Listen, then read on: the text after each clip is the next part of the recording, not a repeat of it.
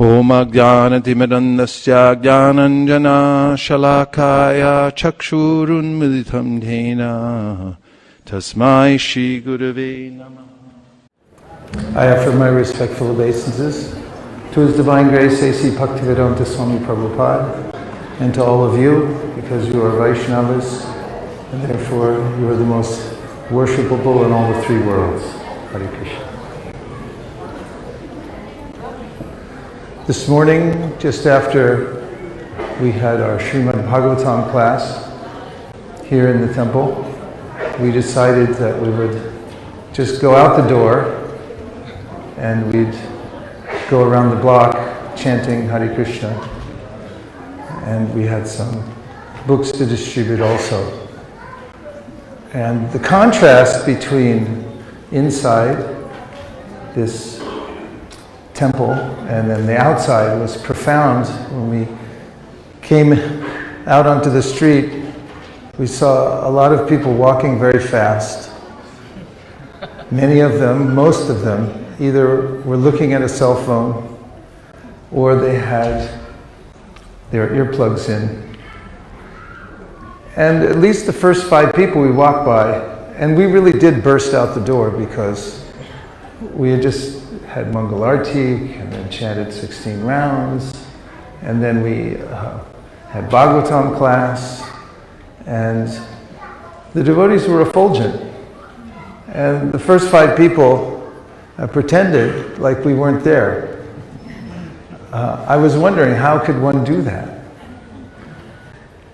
And I remembered a verse that Prahlāda Mahārāja will say later on when Lord Nrsimhadev appears, when he notices that the living entities are carrying a heavy burden by subscribing, signing up for material life, and deciding, as Prahlāda had told his father, that he had a griha vrata, he had made a vow.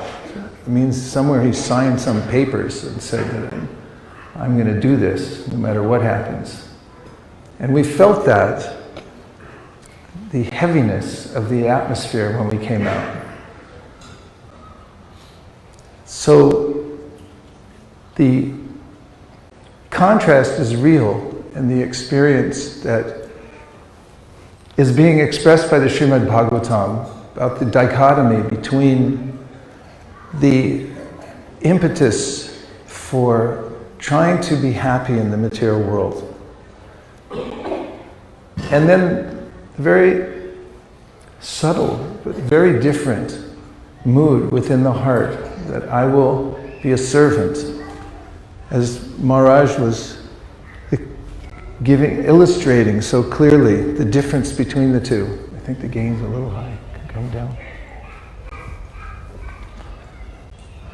That the point of power is always within the heart, and the decision that one makes to either surrender to the Supreme Personality of Godhead and be a servant and be an instrument, or to try to independently arrange for oneself a world of happiness.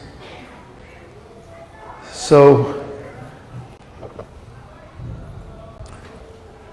when Hiraṇyakaśipu rejected Prahlāda, he did try to kill him in many ways. Krishna protected him. That is, he protected Prahlāda. And Prahlāda was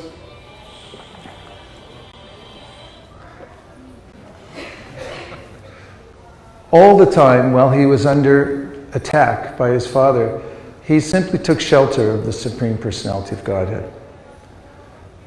And we know from the teachings that Prahlāda gave to his classmates that even though he was a young boy, and even though he hadn't had much education, his philosophy of life was very powerful and understandable for everyone. And Mahārāja had mentioned earlier that the teachers and Hiraṇyakaśipu couldn't figure out where he had gotten this ability and this sentiment for Krishna. I mean, the ability was that he was unafraid of his father, and he wasn't reacting to his hatred. That's very scary for a materialistic person, to see that someone isn't controlled by the same forces. And the Śrīmad-Bhāgavatam explains that Prahlāda got this from his spiritual master. When the demigods had taken Hiraṇyakashipu's wife captive with the idea that there would be a super demon born from her, because Hiraṇyakashipu was bad enough. So they were going to take her to a secluded place, and after she gave birth, they would kill the child to save the universe. But Nārada Muni intercepted them and told them that actually there's a great devotee in this womb. And they accepted it. It was Narada who then took Kayadu, the wife of Hiraṇyakashipu, to his ashram, and very mercifully and very intentionally he gave teachings to her. But actually he was speaking to Prahlāda in the womb, knowing of his aptitude for devotional service. And Mahārāja used the word influence. This is an important lesson in the story of Hiraṇyakashipu. By the way, you can turn your cell phones on if you like, and turn the ringer on, because from now on, if they go off, then you have to buy one set of Śrīmad-Bhāgavatams. Okay?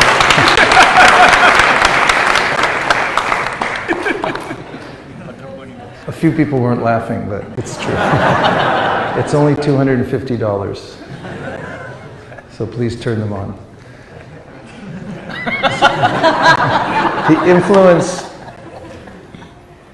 The influence that later Prahlāda, when he offers prayers to the Supreme Personality of God, he mentions again and again that I've been influenced by a pure devotee. That's where I've excelled in life. That's how I've been saved, is I had the influence of a devotee. And the Shastra says that even if you have that for a fraction of a second, sadhu sangha sarva shastre koi, lava matra sadhu sangha sarva siddhi hoy, in Bengali. It says that even for a lava matra, just for a fraction of a second, if you associate with someone who has that quality in their heart, that they've already decided that they're going to surrender to Krishna, has a powerful influence. Everything comes from the most subtle influences and then manifests in a gross way in the world. So this story really tells us that we should attend to our intention, to see very carefully what is our intention. If we intend to surrender the Supreme Personality of Godhead, then our life will mold itself in that way. So Prahlāda heard from Nārada Muni in the womb, and later on, extensively, we find several chapters where he's teaching his classmates. He's giving them instruction, very primary instruction about how to view the world, how to move about in the world and not become affected by it.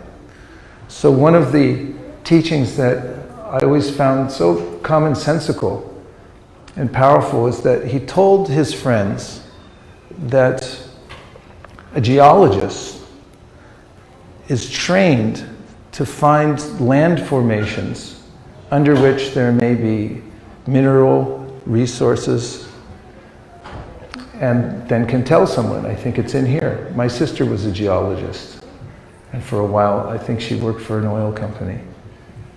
And she knew where things would likely be, and she could, look at various formations. So he said, in the same way, someone who's trained in knowledge can understand the presence of the spiritual soul and be able to derive the highest benefit by relating to people on a spiritual level, rather than just seeing their external features. If you're untrained, you just look at the earth. This is just variety. But if you're trained, you understand much more about the earth and what's underneath it. So this is a very commonsensical instruction, but in the world today, where do you find that instruction that within this body there's the most amazing of all phenomena, that is, there's a conscious living entity accompanied by the Supreme Personality of Godhead. In the Bhagavad Gita, Krishna says, this is the most amazing of all phenomena in this world, the spiritual soul. Some look on it as amazing, some hear of it as amazing. Some, after hearing about it, can't understand it at all. So when Hiraṇyakaśipu failed in killing his son, actually he appointed others to do so, and they failed. And he met with Prahlāda again and challenged him, where are you getting your power? And Prahlāda told him that I'm getting my power from Krishna. And it's the same place you're getting your power. You're just misusing it. And that's an important instruction also because there's a way in which I'm always trying to figure out why I'm in the situation I'm in now, why do things happen the way they do in my life, and how do I rearrange my life in a better way? Wouldn't that be a reasonable question to ask? Everyone's trying to rearrange. And through Prahlada's life teaching, he shows that you needn't try to arrange your external environment so much, because it'll just come back to the way it was, or maybe worse. But attend to your intention within. Look to that. Surrender to the Supreme Personality of Godhead and realize that He's the most benevolent. And He will give you intelligence, and He's already supporting you. Hiraṇyakaśipu wasn't finished with Prahlāda, so he personally challenged him. And he wanted to kill Prahlāda himself to prove his superiority, his superior way of life, the way he had done things through austerity and not through surrender to the Supreme Personality of Godhead. So it's at that time when he personally challenged Prahlāda and asked him, is your God here? Apparently they were standing in a palace and he wanted to know, is he in the pillar? And Prahlāda, who was actually seeing that Krishna is everywhere and experiencing it for himself, said, yes, he is. And then Hiraṇyakaśipu demonstratively struck the pillar, said, then I'll kill him. That's when Nrsimhadev appeared. And there was a roaring sound that was so frightening. It's described in the Śrīmad-Bhāgavatam that it could be heard all over the universe. The roar of a lion, there's something, biologists say, there's some vibration at a low level that is meant to frighten other living entities. It doesn't take much for the roar of a lion. But when it's God taking that form, then everyone becomes rattled. In fact, it was described digibat. Even the big elephants were running for cover everywhere in the universe. So when Hiraṇyakaśipu saw this magnificent form, or I could say fantastical, because it's a combination of a man and a lion, he laughed and he thought, this is your God?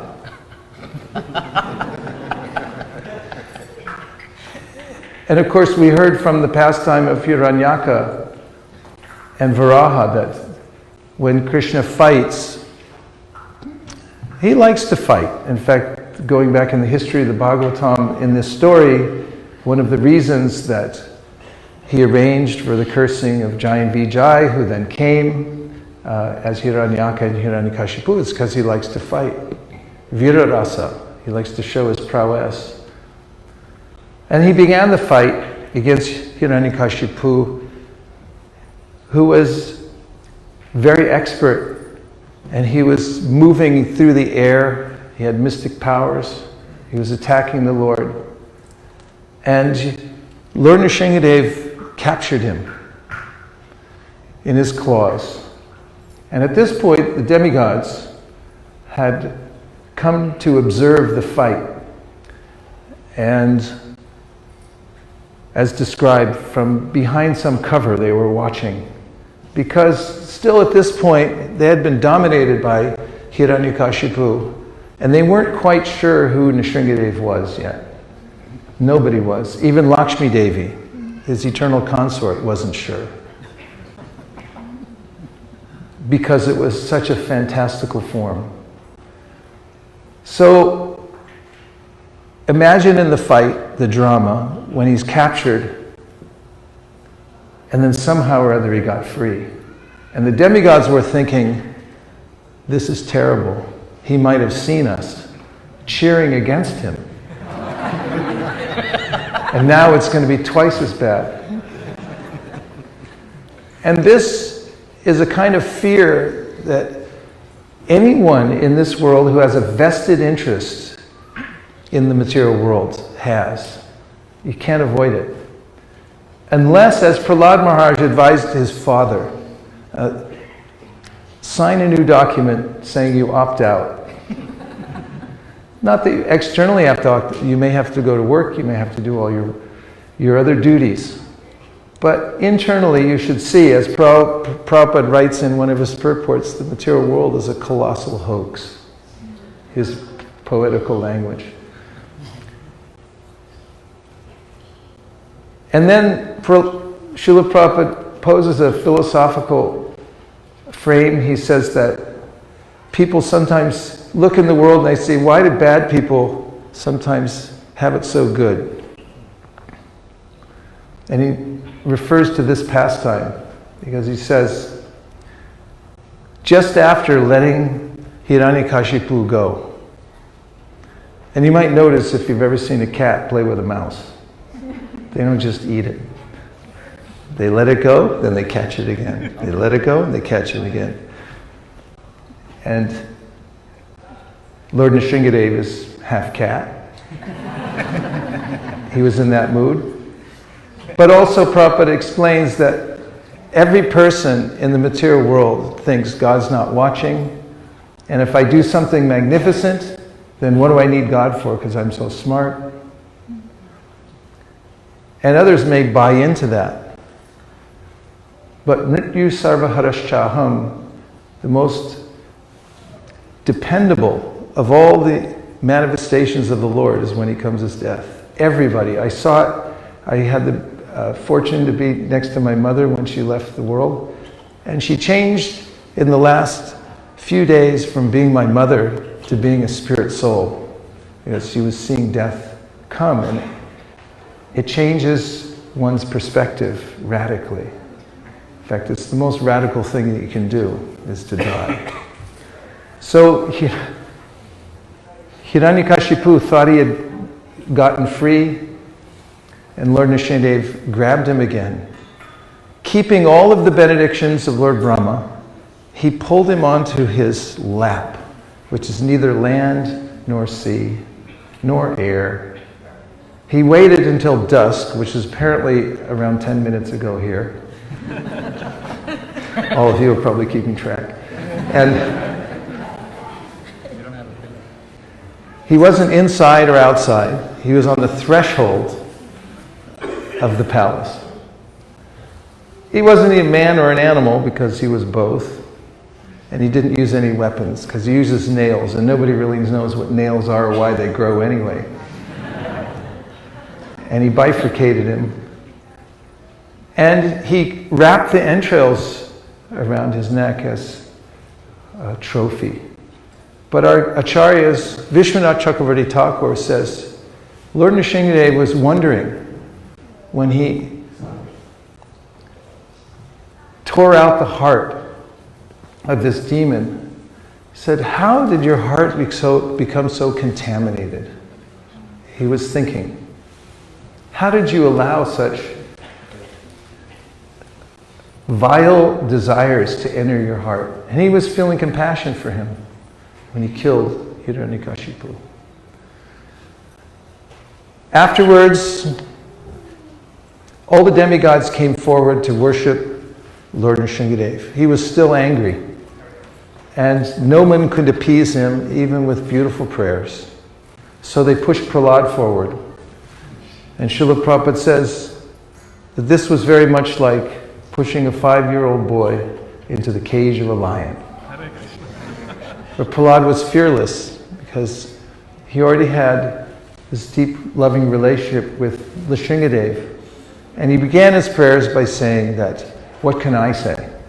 All these demigods have already offered the most eloquent prayers in the world, and still you're not satisfied. And then he went on to reason that actually one can have all the most opulent features in life, good education, beauty, wealth, and so forth. But still that won't please the Lord. And then he remembered Gajendra, the elephant who pleased the Lord. And he said, Bhaktyatu tosha bhagavan gajayutapaya.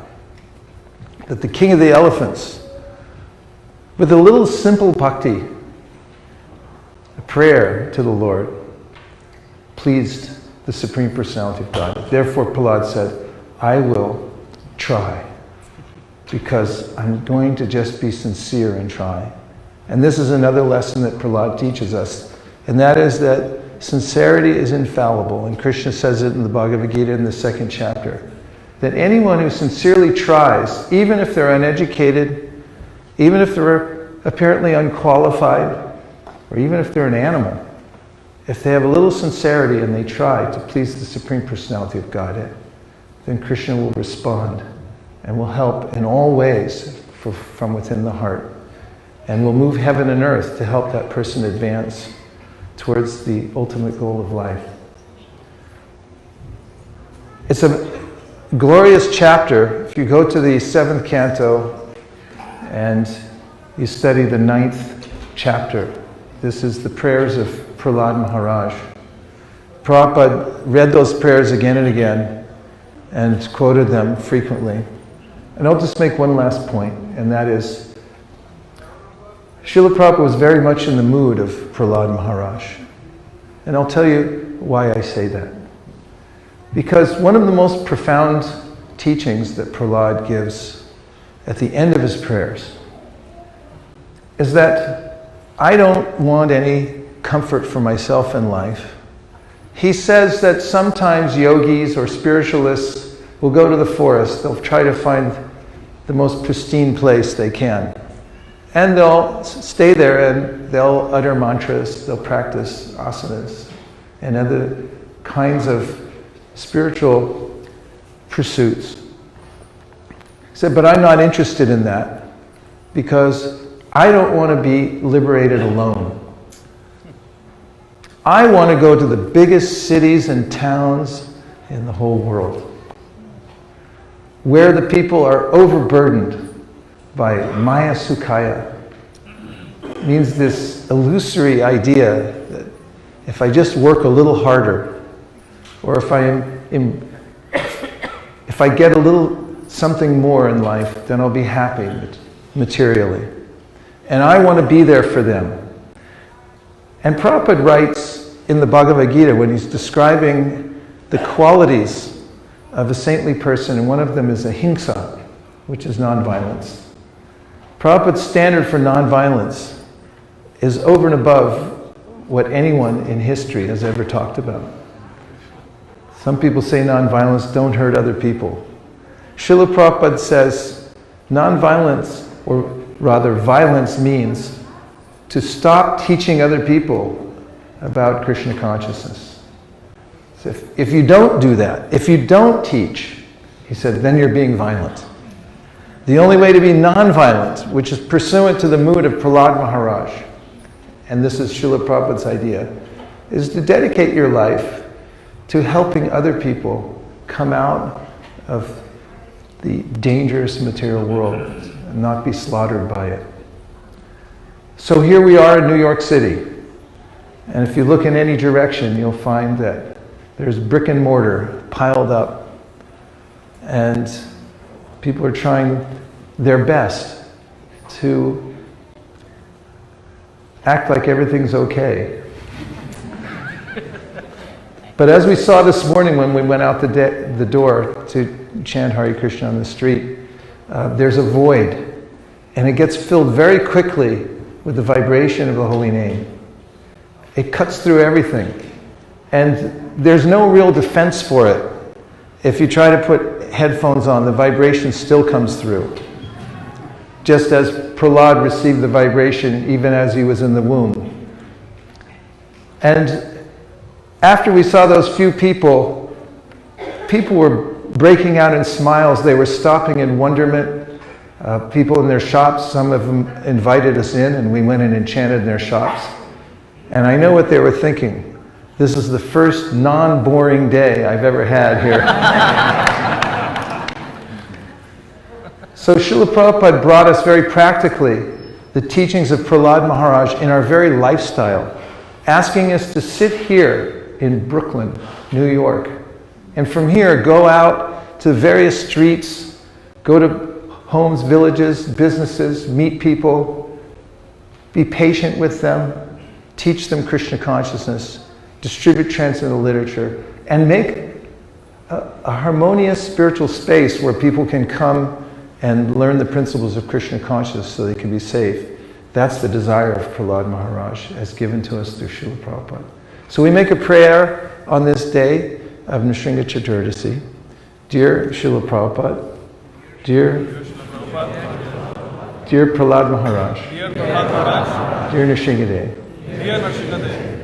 please fill us with the same mood that you have for saving the souls of this world. Please fill us with the same mood that you have of saving the souls in this world. Let us save one person at a time. Let us save one person at a time. Beginning with ourselves. Beginning with ourselves. Please let us cooperate for the highest purpose in life. Please let us cooperate for the highest purpose in life. So we can please you. So we can please you. And therefore attain the success of life. Thank you for considering our request.